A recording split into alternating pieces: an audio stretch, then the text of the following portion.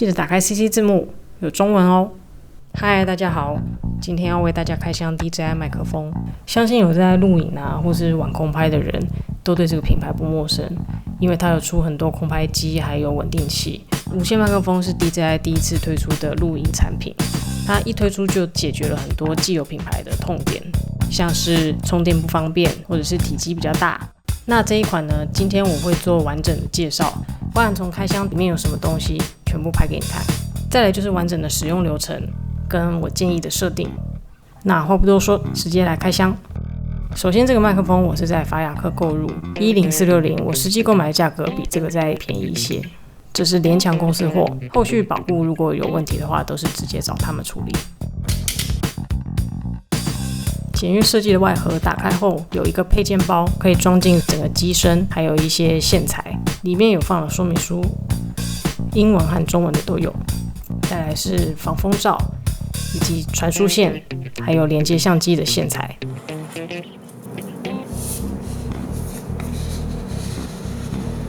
打开后，接收器跟发射器会自动连接，闪绿灯。出厂就已经有一些电量了，所以直接可以开始使用。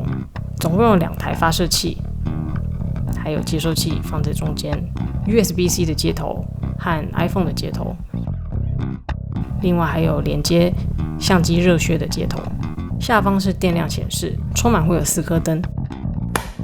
背面是充电孔 USB-C， 整体的重量很轻，体积也不大，整台的质感还不错。发射器旁边有一个连接钮，打开连接是最简单的方式。磁铁吸力还蛮强的哦。旁边是电源键，2台长得一模一样，所以要放在左还右，大家自己要记得。左边预设就是1号，右边是2号。接收器有很多功能，首先依据你个人的语言来做切换，有连接监听耳机的孔，还有连接相机的孔。可以看到这接头是非常紧的，但是后续使用很多次之后，其实抓到诀窍就会很好拆装了。USB-C 和 iPhone 的接头基本上都是连接到刚才那个底座，就可以直接做使用。热靴座跟我的相机不合，后面我会再详细说明。我在购买前没有看到任何网络上有提到的缺点，但是我却遇到了。接下来进入操作流程。现在看到画面是立体声，左声道、右声道，还有电量以及2台发射器的讯号。立体声、接收器增益、监听音量、发射器的设置，还有通用功能。立体声点进去可以选立体声、单声道、安全音轨，右边也可以简单做左右的切换。接收器的增益+12或-12，监听音量一样有+12、-12。发射器设置进去有低切、增益、按键保护、自动录制、震动提醒，还有 LED 亮度。低切就看个人使用状况，它主要是可以把嘈杂的环境过滤掉，让你的人声稍微清楚一些，但是这通常也是会破坏音质。再来是发射器增益，一样左右都可以有正12和负12，因为发射器单收的声音其实很小声，如果你有单独收音的话，这个发射器的音量设置就很重要，所以我个人的设定会把发射器拉到最大，然后把接收器的音量做相对应的降低。在这边测试一下，现在是发射器增益负12的声音，现在是发射器0的声音，12的声音。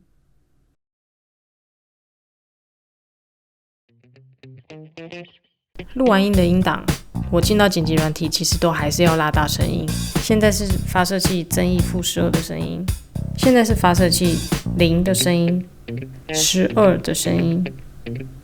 再来是按键停录保护，可以避免使用者不小心按到发射器侧边的录音键，导致录音中断。再来是自动录制，这个按钮我建议打开，打开后只要把发射器拿出来，它就会自动开启本机录音，录音的音档就会存在发射器里面，以 USB 在电脑里存取。再来是震动提醒，我也会建议打开。LED 亮度我一般会设到低，或者是关。如果你的界面操作起来是不能选择亮度的话，可以去官网下载升级。回到上一层界面，有一个通用就可以有设备配对。那像刚刚说的，其实打开来就可以自动配对好了。再来是接收器的亮度，界面亮度的调整。防风罩的使用，在户外如果风声大的话，戴上这个小帽子就可以有效的阻断风声，减少噗噗噗那种吹往麦克风的声音。这毛帽上面的齿孔和麦克风的齿孔吻合后，顺时钟转一下就可以卡上去了。看它换上了新发型，是不是很可爱呢？如果你想要把发射器藏在衣服里面，用防风帽也可以降低磨麦的机会。发射器上绿色是连接讯号，如果是闪烁，就代表没有连接上；如果是很亮的绿色，代表连接没有问题。红色就是代表接收器单独的收音。如果要删除单独的录音，把1或2往上推，最右边显示目前容量，点选格式化确认，就可以把里面的档案删除了。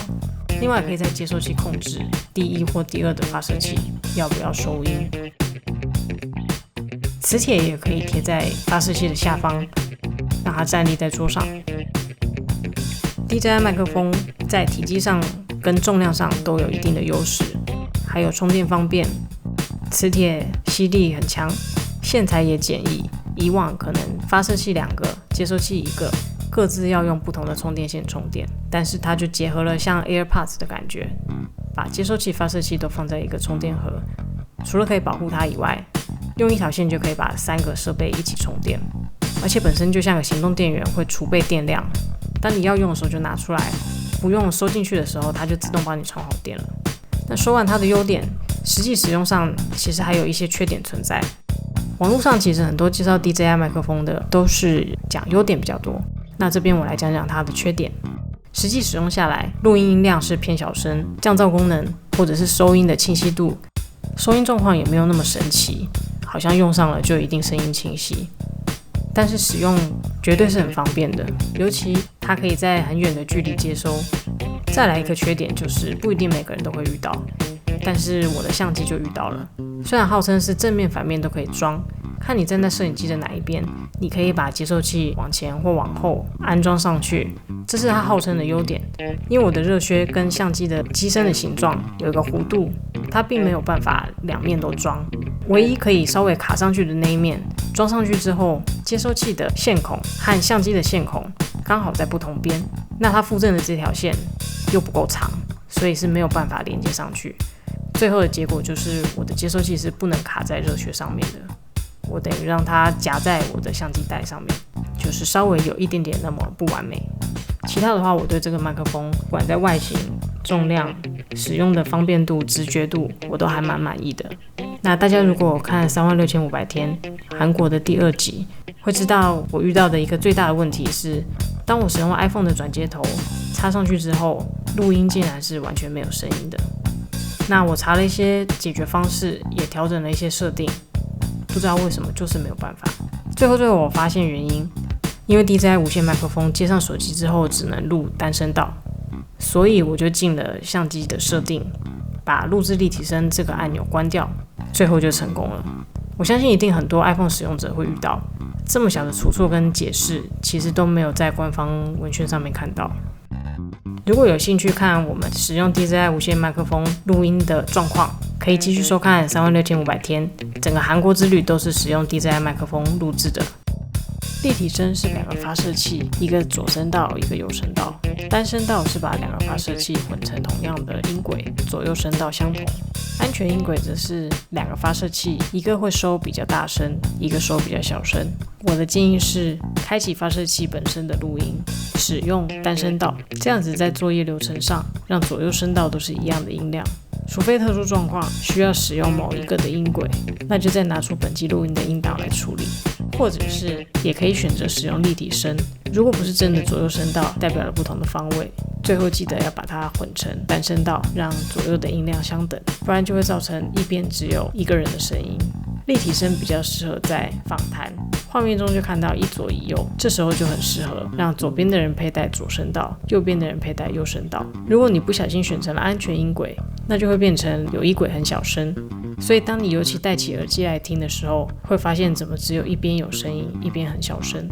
这个时候就建议你在剪辑软体里面把音量大的那一轨铺在另外一轨上。我自己会使用单声道，在后期的时候如果有必要才拿本机的档案去做处理。喜欢我们影片的话，欢迎订阅、按赞、留言、分享。